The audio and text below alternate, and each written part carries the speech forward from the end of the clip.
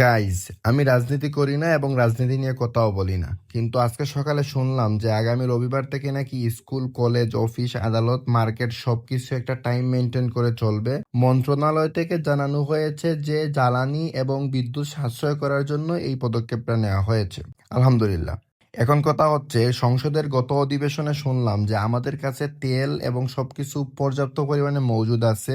এইটা থাকা সত্ত্বেও কেন হঠাৎ করে এই পদক্ষেপটা নেওয়া হলো? এখন গতকালকের আগেরকাল শুনলাম যে ডক্টর শফিকুর রহমান, বিরোধী দলীয় নেতা, উনি প্রস্তাব করেছেন সংসদে, যদি জোনাই সনদ এবং গণভোট বাস্তবায়ন না করা হয় তাহলে সরকার পক্ষের বিরুদ্ধে উনারা আরেকটি অভ্যুত্থান ডাকবেন, এবং গতকালকে তারা এটা ডেকেছে এবং মিছিলও করেছে। এখন হঠাৎ করে যে খেলাটা ঘুরে গেল, আজকে সকালে হঠাৎ করে এই এলানটা চলে আসলো, আমার এটা মাথায় কুলাইতেছে না গাইজ।